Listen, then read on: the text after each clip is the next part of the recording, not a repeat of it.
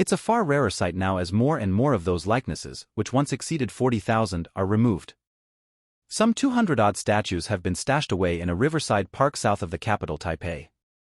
Here, Generalissimo Chiang Kai-shek is standing, sitting, in marshal's uniform, in scholar's robes, astride a stallion, surrounded by adoring children, and in his dotage leaning on a walking stick.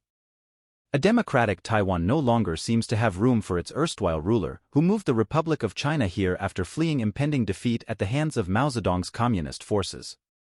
The mainland became the People's Republic of China, and Taiwan has remained the Republic of China. Both claimed the other's territory. Neither Chiang nor Mao conceived of Taiwan as a separate place with a separate people. But that is what it has become. Unlike Taiwan, China's claims never waned. But almost everything else has changed on either side of the 100-mile strait. China has become richer, stronger, and an unmistakable threat. Taiwan has become a democracy and is in the middle of yet another election where its ties with Beijing are being tested. No matter the result of Saturday's vote, its freedom is a danger to the Chinese Communist Party's hopes of unification. Supporters listen Kuomintang, KMT, presidential candidate, Ho Uih, as he speaks, ahead of the presidential election scheduled for January 13, on the stage during a campaign rally in Taichung, Taiwan, January 8, 2024. Image source: Getty Images. Image caption: Campaigning is in full swing for Saturday's presidential election. There are still those who see themselves, like Chiang, as Chinese. They look to China with admiration and even longing. On the other side are those who feel deeply Taiwanese. They see Beijing as yet another colonizing foreign power, like Chiang and the Japanese before him. There are also 600,000 or so indigenous peoples who trace their ancestry back thousands of years. And then there is a younger, ambivalent generation that is wary of questions about identity. They feel Taiwanese but see no need for Taiwan to declare independence. They want peace with China, they want to do business with it, but they have no desire to ever be part of it.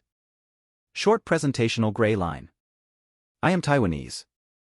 But I believe in the Republic of China, says a woman in her 50s, wrapped in tinsel and Christmas lights, much like Elton John. This is an uncommon response at an election rally for the Kuomintang or KMT, the party Chiang led until his death in 1975. And this is their heartland, Taoyuan County, where tens of thousands have turned out to see their presidential candidate, Ho Uih. The KMT is proposing peace and dialogue with the Chinese Communist Party, CCP, its old nemesis. Taiwan, it says, can prosper only when it talks to Beijing. Chiang Wanan, the great-grandson of Chiang Kai-shek, on stage at the KMT rally. Image caption: Chiang Wanan is a rising star in the KMT and a potential future presidential candidate. We should be friends with the mainland, the woman says, laughing. We can make money together. Her name is impossible to hear over the deafening sound of patriotic rock. There is a huge roar of approval as Chiang Wanan, the great-grandson of Chiang Kai-shek and a rising star in the KMT, comes onto the stage. I like him very much, he's very handsome, says the woman in the tinsel. I hope he will be president one day. The crowd is overwhelmingly those in their 50s or 60s, traditional KMT supporters with family or business ties to the mainland. I am Chinese. Taiwan is just a small island. Look at China, says one man in his 50s, excited about China's recent spate of space launches.